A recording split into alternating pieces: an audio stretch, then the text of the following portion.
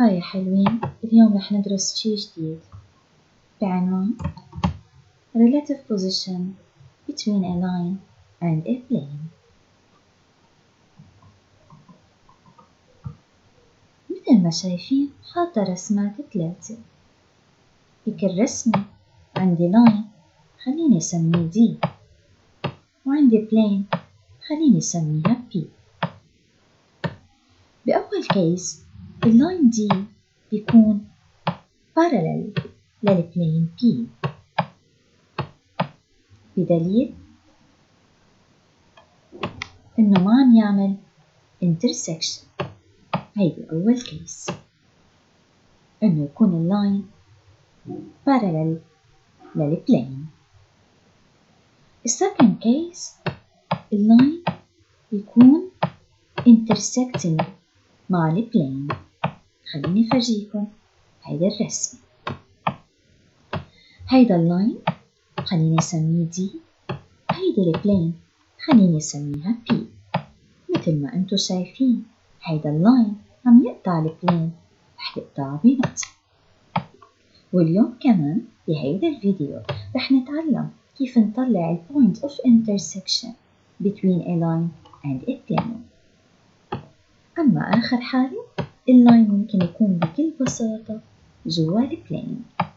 فإذا اللاين ممكن ياخد 3 أشكال، ممكن يكون parallel للبلين، ممكن يكون intersecting مع البلين، ممكن يكون بكل بساطة جوا البلين. كيف بدي أعرف هيدا الشي؟ من خلال الكالكوليشنز. تعالوا نشوف سوا. First case إنه اللاين يكون parallel للبلين. رح أعطيكم لاين ورح أعطيكم بلين، رح أقلكم شوفوا اللاين شو هو بالنسبة للبلين. بكل بساطة هيدا اللاين كلياته رح أعوضه بالبلين، يعني رح أحط محل الإكس 1 ومحل الواي -2، رح أنزل الناقص 3. إذا حسبت هيدا الشي كلياته طلع الأنسر معي -6. بالعقل والمنطق الصبايا، هل معقول -6 يكون equal 0؟ الجواب رح يكون impossible. بدنا نحط نوت هلأ إنه إذا أنا عوضت اللاين بقلب البلين وطلع الجواب معي impossible، بهيدي الحالة بيكون اللاين parallel للبلين. وهيدي أول كيس. نجي هلأ يا حلوين لكيس رقم 2، إنه يكون اللاين contained in the plane P. من جديد صبايا أكيد رح أعطيكي لاين ورح أعطيكي بلين. كيف السؤال بيجي على الفكرة؟ بيقول لي study the relative position of line D and plane P. بكل بساطة اللاين كله رح أعوضه بالبلين، يعني محل الإكس رح إجي أحط T+2، محل الواي اللي شايفينها قدامكم رح أحط 2T+1، أما مكان الزد رح أحط -T زائد 3، -8 رح نزلها. رح أضرب ال3 بالبراكت تصير 3T زائد 6. رح أضرب -1 بهيدا البراكت، والبلس رح تنزلوا البراكت مثل ما هو، وال-8 نزلتها. إذا جمعتهم كلياتهم سوا رح يطلع الأنسر معي 0 equal 0. صبايا بس يطلع الجواب معي 0 equal 0 بهيدا الكيس بقدر أقول إنه اللاين is contained in the plane. صرنا متعرفين على 2 cases. إذا طلع الجواب معي impossible بيكون اللاين parallel للبلين، أما إذا طلع الجواب 0 equal 0 بيكون اللاين موجود بقلب البلين. آخر حالة رح أحكي عنها هو وقت ما اللاين يقطع البلين. خلينا نشوف example. أكيد نحن تعودنا إنه نعوض اللاين كله بقلب البلين. رح حط محل الإكس 2t plus 1. محل الواي رح حط مكانه 3t.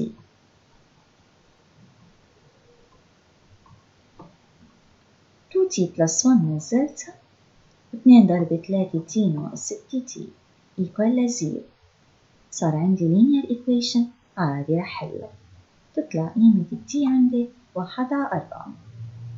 بس ليطلع لك t value يعني قيمة واضحة، يعني مثلا 1/4 معروف اللي هي 0.25 specific value رح يطلع لك t. ساعتها بهيك الكيس اللاين بيكون intersecting مع البلين P.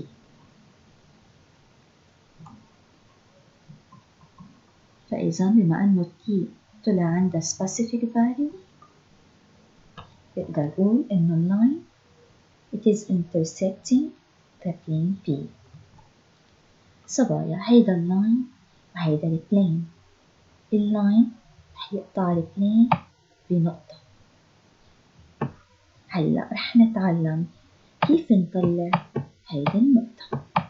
طبعا النقطة اللي بدي طلعها بدي يكون عندها x و y و z.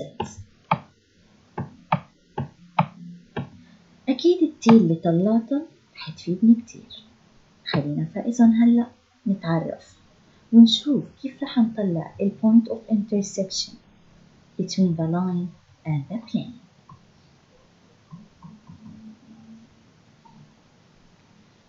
هلأ رح نشتغل على هذه الفكرة which is finding the coordinates of the point of intersection between a plane and a straight line.